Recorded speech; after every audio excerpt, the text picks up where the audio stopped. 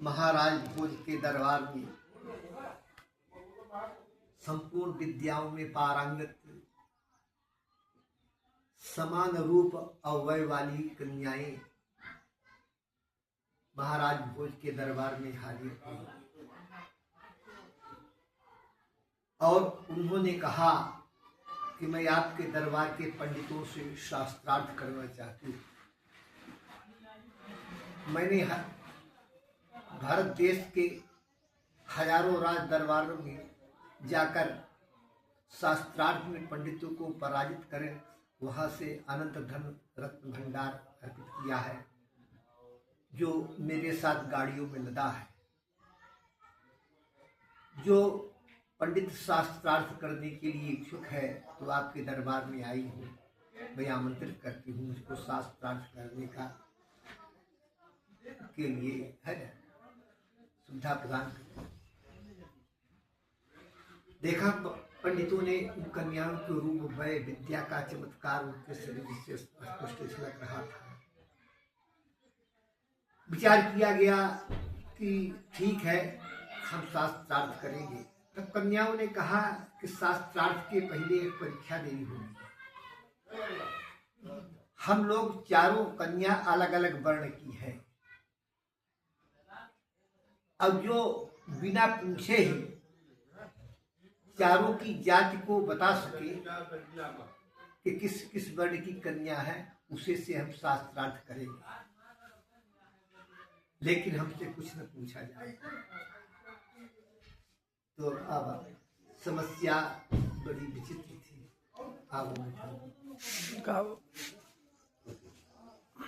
और कैसे किया जाए? महाराज भोज कालिदास से बोलते हैं कि कालिदास क्या इन कन्याओं की जाति को बिना पूछे पता लगाया जा सकता है? तो उन्होंने कहा महाराज उपाय से सब कार्य सफल होते हैं। स्वभाव दुर्तिक्रमः, मनुष्य का स्वभाव कभी नहीं बदलता है। बदलता है क्या? नहीं बदलता। जैसे नीम का स्वभाव कड़ुआपन है तो क्या कड़ुआपन जाएगा? कभी नहीं जाएगा। विष अमृत अमरता को प्रदान करता है, अमृत मारता है। उसी प्रकार मनुष्य का जो स्वभाव होता है वो कभी बदलता नहीं। तो इनके स्वभाव के द्वारा इनकी जात का पता लगाया जा सकता है। स्वभाव दुर्तिक्रमः, अस्वजाति दुर्तिक्रमः, और अपनी जात छिपाई नहीं जा सकती है। उसके व्यवहार से उसकी जात का पता लगाया जा सकता है। तो कहीं तब क्या किया जाए? कहीं चारों कन्याओं को अलग अलग कमरे में रखा दिया जाए। चारों कन्याएं एक दूसरे से बात न कर सकें और उनकी सारी सब सुख सुविधा की सामग्री प्रदान की जाए। जब तक उनकी जात का पता न लगे तब तक एक दूसरे से मिल न सके। ठीक है। उसके बाद कालिदास उन कब्रों में जहाँ रहते थे तो उसमें एक सुरंग, जिससे उनकी दिनचर्या का पता लगाया जाए, कोई एक सुरंग लगा दिया था। तो करती क्या है? नाती जब ऐसा कर लिया तो रात्रि व्यतीत हो गई। अरुणोदय जब होने लगा किंतु किसी का संभाषण भी सुनने में नहीं आया। पूरी रात कन्याएं बैठी रही अपने कमरे में। कालिदास देखते रहे लेकिन कोई कन्या एक शब्द नहीं बोली। तब दुखी हुए। इतने में लड़की की आंख खुली और ऐसी खिड़की खोला तो देखा कि सूर्योदय हो रहा है। तो कन्या गुनगुनाने लगी। क्या गुनगुनाती है कि अभूत प्राय पिंगा रस पे तेरी वे प्राश्य कनकम। अभूत प्राची पिंगा रस पे तेरी वे प्राश्य कनकम। सूर्योदय होने के पूर्व इस दिशा की ऐसी ललामी पड़ जाती है, पीली हो जाती है सूर्योदय के समय पूर्व दिशा, कि जिस प्रकार सुवर्ण के योग में जिस प्रकार पारा को सोने के योग में मिला दिया जाए, सोने के है ना द्रव करके पारा में मिला दिया जाए, अपोध दिया जाए, तो उसका जिस प्रकार का रंग होता है उस प्रकार सूर्योदय के समय पूर्व दिशा में एक पीलापन है।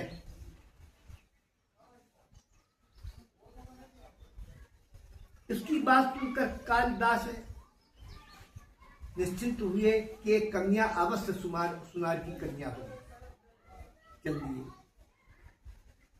जब पहला श्लोक सुन करके दूसरी कन्या निद्रा से सचेत हुई, जब दूसरी जागती है तो उसने खिड़की से देखकर निम्नलिखित चरण कहा। उसने भी क्या कि गतस छायस चंद्रो बुधे जैने इवे ग्राम्य सदृशी। सूर्योदय का वर्णन है, सूर्योदय का समय पीली उत्पन्न हुआ। तो दूसरा कहती है चंद्रमा की कांति मंद पड़ गई है ना। जिस प्रकार मूर्खों की सभा में कोई पंडित पहुंच जाए तो उसको ग्लानि प्राप्त होती है, उसी प्रकार चंद्रमा की जो प्रभा है वो मैंने म्लान हो गई है, मलिन हो गई है। जब एक कहा गतस छायस चंद्रो, चंद्रमा जो है कांति नष्ट हो गई है। बुध जन इवे ग्राम सदस्य, मूर्खों की सभा में जब पंडित पुरुष जाए तो जिस प्रकार उसको ज्ञान प्राप्त होती है, उसी प्रकार सूर्योदय के समय चंद्रमा की जो है कांति मलिन हो गई। कालिदास समझ गए कि ये ब्राह्मण की पुत्री है। ब्राह्मण की पुत्री ही समझ सकती है कि विद्वानों का मूर्खों के समाज में जाए तो किस प्रकार की ज्ञान प्राप्त होती है, विद्वान ब्राह्मण को होते हुए समझ सकते। और सुनार की पुत्री ही है कि चंद्र पारा में सोने का पानी चढ़ा करके लेप किया जाए तो क्या रंग होता है, कौन बताएगा? सुनार की पुत्री ही बता सकती है। समझ गए कि ब्राह्मण की पुत्री है। अब तीसरी कन्या जागी तो उसने भी सुबह खिड़की से देखा तो उसने कहा कि क्षणा क्षीणास्तारा नृपतय इवानुद्यम परम। क्षणा क्षीणास्तारा नृपतय इवानुद्यम परम। क्षण में देखते ही, सूर्योदय के समय क्षण में देखते ही आकाश में जो तारों की पंक्ति थी वो मंद पड़ गई है, दिखाई नहीं देती। जिस प्रकार निउद्यम राजा क्षीणता को प्राप्त होता है, राजा यदि उद्यम न करे, पुरुष उद्यम न करे, है ना, तो क्षीणता को प्राप्त तो होगा ही। कोई व्यक्ति उद्यम न करे, कोई परिश्रम न करे, तो जिस प्रकार पुरुष या राजा निरुद्यम को प्राप्त होता है, उसी प्रकार चंद्रमा सूर्योदय के समय तारों की प्रभा मंद पड़ेगी। इसका वचन सुनकर कालिदास ने निश्चय किया कि अवश्य क्षण, क्योंकि राजा की बात कर। अब इसके पास चौथी कन्या जागृत हो गई तो खिड़की की तरफ दृष्टि करके देखा उसने भी चंद्रमा को और दीपक को देखा। रात को पहले तो बल्ब था नहीं करती, दिया जल रहा, दीपक को देखा तो बोलती है कि नराजन्ते दीपाय द्रविण रहिता नामिवे गृहा। सूर्योदय के समय दीपक का तेज निस्तेज हो गया है। जिस प्रकार द्रव्य रहित पुरुष के घर की शोभा प्राप्त नहीं होती, घर कितना आलीशान क्यों होता है, लेकिन घर में पैसा नहीं है तो घर उसका शोभायमान नहीं है। घर की शोभा पैसा से वित्त से है ना। चाहे कोई इतना बड़ा शोभा घर बना दे, लेकिन उसके पास अर्थ नहीं है तो शोभावान नहीं होता। कालिदास ने समझ लिया कि ये बनिया की पुत्री है। अब सुबह वो कन्याएं दरबार में हाजिर हुई। अब महाराज से पूछी कि अब हमारी जात बताया जाए, तो कालिदास कहते हैं यही जो उन्होंने कहा था वही दोहराते हैं। क्या श्लोक, एक श्लोक हो गया है।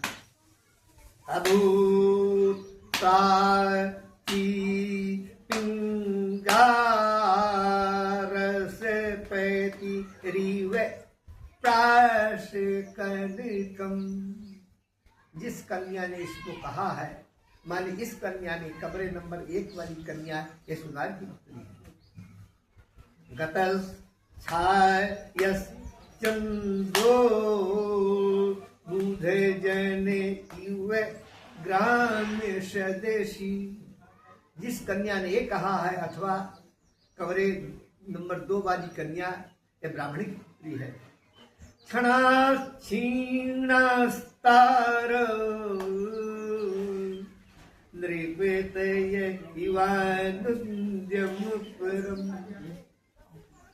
धीरे धीरे तारों का प्रकाश क्षीण हो रहा है, ऐसा कहने वाली कुमारी तो राजा की न राजन्ते दीपा जवीने रहिता नामी वे गृहा। और सुबह दीपक शोभा को प्राप्त नहीं हो रहा है, ऐसा कमरा नंबर 4 में कहने वाली लड़की बड़ी की पुत्री है। चारों कन्याओं ने स्वीकार किया। अब नाती प्रश्न उठता है, क्या किसी की जात को उसके व्यवहार से देखा जा सकता, जाना जा सकता है कि किस जात का है, कौन सा संस्कार का है? हाँ, क्यों कि स्वजाति ही दुरतिक्रमः। कोई व्यक्ति अपनी जात को क्यों न छिपाए, उसके लक्षण से प्रकट होता है। ऐसी ही एक कहावत है, हर कथा कही जाती है। एक बार किसी राजा के दरबार में 4 महात्मा 5 महात्मा आए और राजा के यहाँ बैठ गए। राजा ने उनको आदर सत्कार से रुकने के लिए स्थान दिया, सब रहने लगे। तो एक रात दिन राजा ने पूछा कि आप लोगों का जात क्या है? कहीं हमारी कोई जात नहीं है, महात्मा है, महात्मा जात। राजा मंत्रियों से सलाह लेता है कि भैया इनकी जात का तो पता लगाओ। तो उसमें एक विद्वान मंत्री था, चतुर मंत्री था।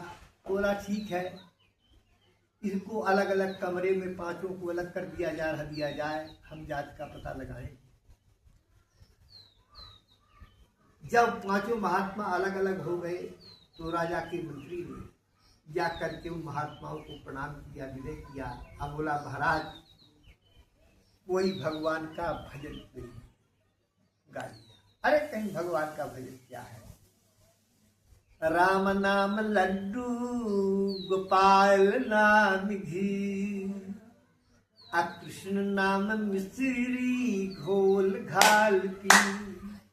राम नाम लड्डू गोपाल नाम घी, कृष्ण नाम मिश्री घोल घाल पी। लड्डू घी मिश्री को घोल घाल करके पीने वाला कौन हो सकता है? नाती अलंकारे पियो प्रियो विष्णु जलधारा प्रिय शिव। नमस्कारे पियोर भानुरु ब्राह्मणो भोजन प्रिया। ब्राह्मण को ही खाने पीने में खिलाओ पिलाओ, ब्राह्मण प्रसन्न हो गया। तो इसमें खिलाने पिलाने का, इसके भक्त के भजन में भी खाने पीने का स्वाद का वर्णन है, इसलिए ब्राह्मण है ना। दूसरे के कमरे में गए ना तो उससे कहे महाराज कोई भगवान का भजन पूजन कोई कीर्तन तो सुनाइए, भगवान के चरित्र को सुनाइए। तो कहीं चरित्र क्या सुनाए, सब चरित्रों में एक ही बात है, अपना ज्ञान ले तो सब जान लिया। कहीं क्या, कहीं राम नाम शमशेर पकड़ ले, कृष्ण कटारा बांध लिया, दया धर्म की ढोल बांध कर जम का द्वारा जीत लिया। राम नाम शमशेर पकड़ ले, कृष्ण कटारा बांध लिया, दया धर्म की ढोल बांध कर जम का द्वारा जीत लिया। अरे ये तो छत्री, तलवार कटार शमशेर जीतना किसका गुण है? छत्री का। समझ गई? तीसरा गए तो उससे कहते हैं महाराज कोई भगवान का भजन करिए। अरे कहीं क्या भजन करिए, अरे कहीं कुछ तो करिए। तो कहते हैं ठीक है, तो कहीं साईं मेरा बानिया उलझ करे व्यापार, बिन दंडी बिनता पालड़े तौले सब संसार। साईं मेरा बानिया उलझ करे व्यापार, बिन दंडी बिन पालड़े तौले सब संसार। कौन हो सकता है ना? ये बनिया है ना, कहीं ये जात का बनिया है। चौथे के पास गए तो कहीं भैया आप भी कुछ सुनाइए, कोई भक्त भगवान कर। तो कहते हैं, कहता है कि राम झरोखे बैठ करे, राम झरोखे बैठ करे सबका मुजरा ले, अब जाकी जैसी चाकरी ताको तस फल दे। राम झरोखे वाले किनारे में बैठ कर चकिया के किनारे कौन व्यक्ति किस प्रकार का काम कर रहा है देखते रहते हैं। छिप करके राम पर्दे की ओर में रहुआ, मनुष्य क्या कर रहा है क्या नहीं कर रहा है, और प्रतिदिन का हिसाब उनके पास रहता है। और जो कार्य करता है, जिस ढंग से कार्य करता है, उसके आधार पर उसकी मेहनताना मिलता है। तो मेहनताना कार्य करना इस सूत्रों का कार्य है ना। समझ गए कि इस सूत्र का वर्णन है। पांचवें क्लास में कोई पूछा, महाराज कोई भजन, कोई भगवान का भजन, कहीं दूसरा भजन क्या है? हरि को भजय सुहरि का होए, अजाति पाति पूछै नहीं कोय।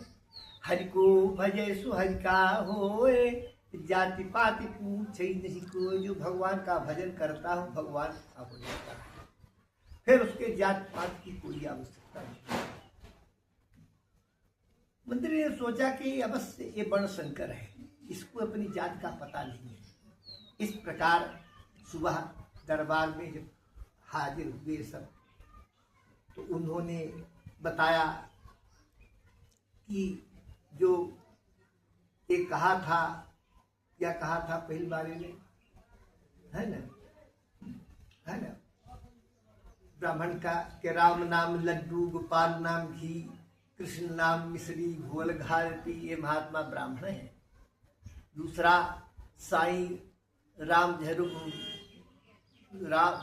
नाम शमशेर पकड़ दे, कृष्ण कटारा बांध लिया, दया धर्म की ढोल बांध कर जमका द्वारा जीत लिया, छत्री है। फिर तीसरा साईं मेरा बानिया उलझ करे व्यापार, बिन दंडे बिन पालड़े तौड़े सब संसारे वैश्य। फिर चौथा राम झरोखे बैठ कर सबका मुजरा ले, जाकरी जैसी चाकरी ताको तस फल दे, शूद्र है। और जो हरि को भजे सो हरि का होए, जात पात पूछे नहीं कोय। ये महात्मा इनको अपनी जात का पता नहीं है। इस प्रकार पांचों का जात बताया और पांचों ने स्वीकार किया। कर रहे मिनट हो गया।